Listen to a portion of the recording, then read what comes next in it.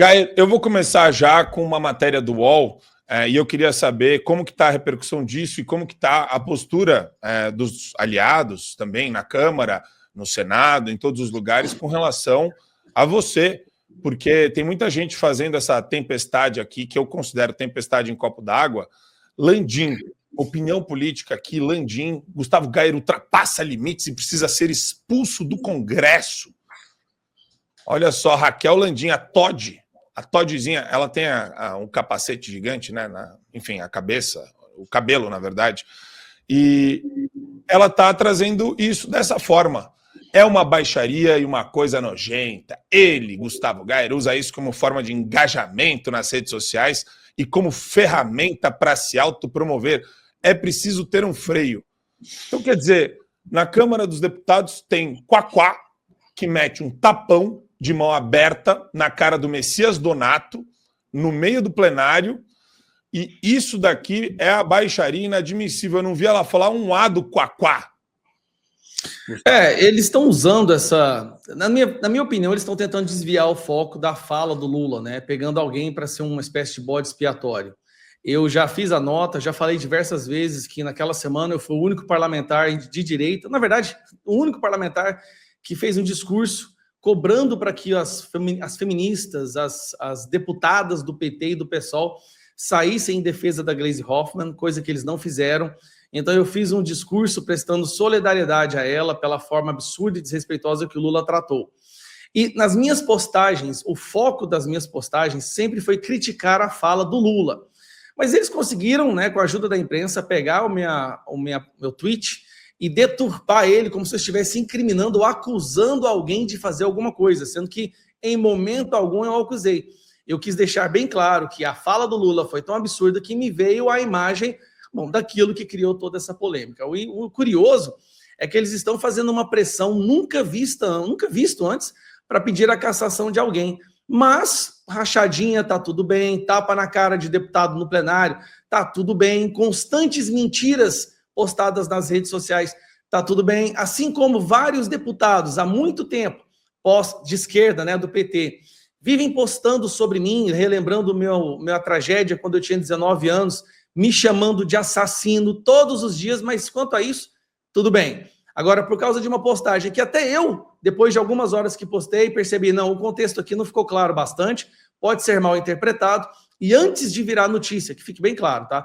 Antes de sair a polêmica, antes de virar manchete de jornal, headline, eu já havia deletado aquela postagem em questão, porque eu percebi, olha, isso aqui pode ser mal interpretado, porque não ficou claro o contexto que eu estava me referindo à fala do Lula. E era isso, eu estava me referindo à fala do Lula, tão grotesca que foi, que causa tal imaginação.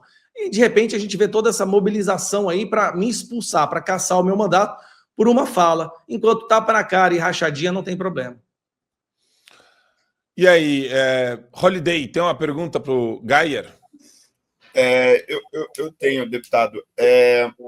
Vou emendar aqui duas perguntas já, para a gente também entrar nesse assunto das manifestações. A primeira é, como é que está o clima aí nos bastidores? Você já conseguiu explicar para os deputados o contexto, né, da sua declaração? Porque muitas vezes eles são só pautados pela imprensa e acho que isso é bem importante. Mas eu já emendo isso em outra pergunta, né? Qual que você acha que vai ser o impacto aí desses discursos da manifestação que a gente teve ontem no Rio de Janeiro? Levando em consideração, claro, que a gente teve ali discursos bem contundentes, principalmente do Malafaia, e discursos bem emocionantes, como do presidente Bolsonaro. Em primeiro, em relação a conversando com alguns deputados, o interessante é que a maioria não sabia o que havia sido tuitado. A maioria sabia apenas o que a imprensa tinha falado. E a imprensa falou que eu acusei ou insinuei que tais pessoas faziam determinados atos. E aí eu falei, peraí, você leu o tweet? A maioria responde, não li. Eu vi só o que a imprensa está falando. Aí eu falei, olha, o tweet é esse. É esse o tweet. Eu estava me referindo à fala do Lula, tão grotesca, tão abjeta que foi, a forma como ele tratou a Gleisi Hoffmann, que me veio tal imagem.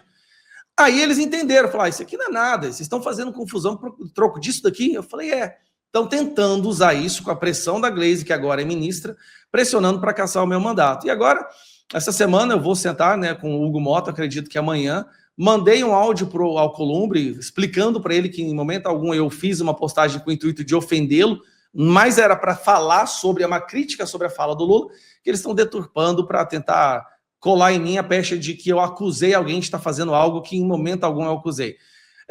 É uma luta que a gente vai travar agora, mas eu tenho certeza que a verdade vai prevalecer. Enquanto as falas de ontem, mas sim, foram importantes, foram. Mas o mais importante da manifestação de ontem foi a quantidade de pessoas que estiveram nas ruas, em Copacabana. Afinal de contas, gente, reunir aquele tanto de gente ao meio-dia, num domingo, num sol escaldante, não é fácil. Eu me lembro quando a gente estava conversando sobre o melhor local para fazer a manifestação e o melhor horário, uma das coisas que as pessoas falavam era: esse horário é difícil. É muito difícil colocar muitas pessoas no Copacabana nesse horário, devido ao calor, domingo, isso já complica muito. Mas mesmo assim, a gente viu aí que foram centenas de milhares de pessoas, né? Embora tenha aí a USP e a imprensa falando que foram 18 mil, né? A Polícia Militar dizendo 400 mil, então a gente tem certeza que foi mais de 100. Isso não há menor sombra de dúvida. E é um número de pessoas o bastante para confirmar, sem a menor sombra de dúvida, que a anistia é uma pauta popular. Não é apenas um ou duas ou três pessoas gritando histericamente, não. É uma pauta onde milhões de pessoas concordam. Não só a manifestação, mas a quantidade de pessoas que estavam assistindo ela ao vivo através dos canais de YouTube que estavam fazendo a divulgação e que estavam fazendo também a transmissão. É uma pauta popular. E a gente viu isso no Trending Topics, subindo no Twitch. Agora, aproveitando esse momentum que foi criado, né, porque foi uma manifestação com praticamente uma pauta única, que é acabar com essa injustiça, desfazer essa injustiça, nós vamos agora para a segunda parte, que é mobilizar a população para conversar educadamente com seus parlamentares, né, com seus deputados dos seus respectivos estados. Então eu criei um placar, um site na internet, com esse objetivo, né, separando por estados, mostrando como que está o placar em cada estado, quem está a favor, através de pronunciamentos ou falas, tá? Quem já se posicionou a favor, quem ainda está indefinido e quem já se posicionou contra. E a gente está pedindo para que as pessoas entrem no site, cliquem lá nas redes sociais, ou no e-mail, ou no telefone do gabinete, e peça sempre, e que fique bem claro, gente, peça educadamente. Não crie animosidade, não é hora de fazer a briga, mas é pedir, por favor, deputado, por favor, nos ajude a acabar com essa injustiça, fique favorável, vote favorável, apoie a anistia, né, porque essa pressão popular, querendo ou não, ela tem um peso gigantesco. E aí nós vamos ter a próxima manifestação em abril, acredito que 6 de abril, que já será na Paulista. Vamos tentar colocar mais pessoas ainda lá dessa vez, a Paulista já é mais fácil, né, de colocar mais pessoas. E acho que realmente, cara, o caminho que está sendo traçado e o que está se desenhando é sim que a gente vai conseguir aprovar essa anistia. E ela vai ter repercussões muito além do que apenas tirar esses presos políticos das celas, das prisões, né? Ela tem uma repercussão, politicamente falando, ela tem uma repercussão muito maior, né? Ela desmoraliza o STF, ela dificulta a condenação do Bolsonaro, ela devolve um pouco as prerrogativas do Congresso, seria o primeiro esboço de uma reação do Congresso contra os desmandos e as ilegalidades da nossa Suprema Corte. Então ela pode ser aquela virada de página de um novo capítulo onde a gente comece a ter mais vitórias. Adriles Jorge. Deputado, eu queria fazer uma pergunta sobre a anistia, mas antes eu queria dar um voto de apoio ao senhor, que não é só um voto de apoio ao senhor, é um voto de apoio à liberdade de expressão. Eu não lembro qual o autor que falou que toda decadência cultural pressupõe a literalidade absoluta. Literalidade absoluta é o sujeito que não entende metáfora, que não entende ironia, que não entende hipérbole. E aí eu quero fazer uma defesa do senhor, mas uma defesa da liberdade de expressão, da ironia, da hipérbole, de recursos literários. Dizer bastante claramente, quem de alguma maneira sórdida e vil ofereceu Gleisi Hoffmann como moeda de troca política em nome da sua beleza foi Lula, não foi o senhor. O senhor fez uma ironia em relação à oferta abjeta de Lula. Agora, eu não vi nenhum jornalista, nenhum deputado, nenhum senador pedindo o impeachment do Lula porque ele ofereceu a beleza de uma mulher, suposta beleza de uma mulher, no caso da Gleisi Hoffmann, como moeda de troca de negociações políticas. Isso tem nome. Isso chama-se prostituição. Quer você goste ou não, telespectador de prostituição, quer você anule ou não, isso é prostituição, falando em nome de terceiros. Quem subjugou o nome da Gleisi Hoffmann a praticamente uma prostituta foi Lula.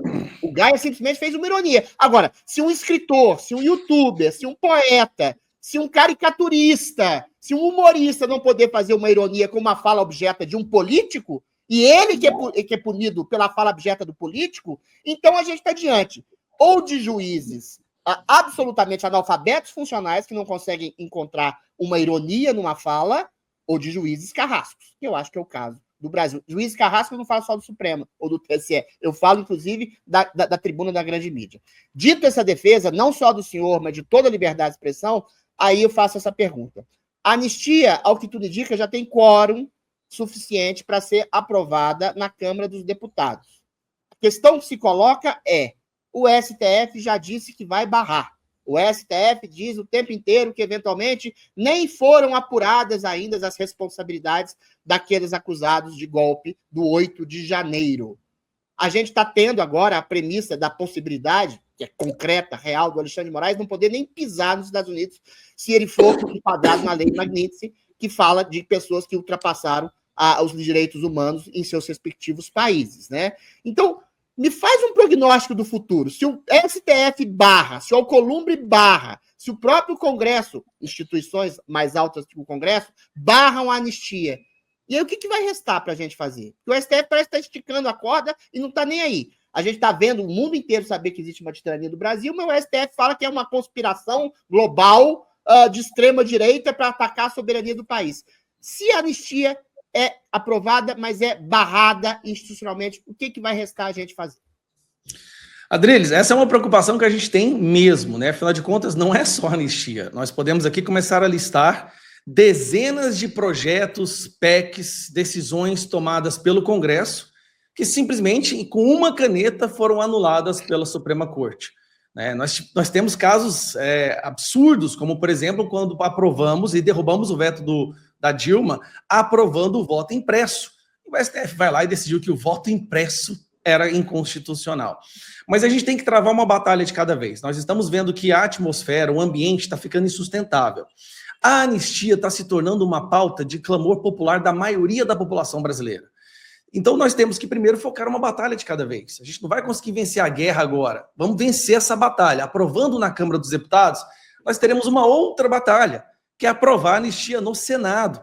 Depois do Senado, vem a questão do Lula, né, do veto, que eu tenho certeza que virá. Depois do veto, nós vamos ter que fazer aquela maioria que é de 4/5, 3/5, né, que é muito difícil, mas nós vamos trabalhar para conseguir isso. Então, será um processo onde nós teremos que ir para as ruas muitas vezes, haverá uma mobilização popular como jamais vista antes, e se depois disso tudo, a Suprema Corte, nesse ambiente já desgastado, né, nesse barril de pólvoras que virou o Brasil, se depois disso tudo, de milhões de pessoas nas ruas, de todo o Congresso votando a favor, derrubando o veto, e mesmo assim o Congresso for lá e decidir que é inconstitucional ou anular essa decisão do Congresso, ele vai estar acendendo o pavio.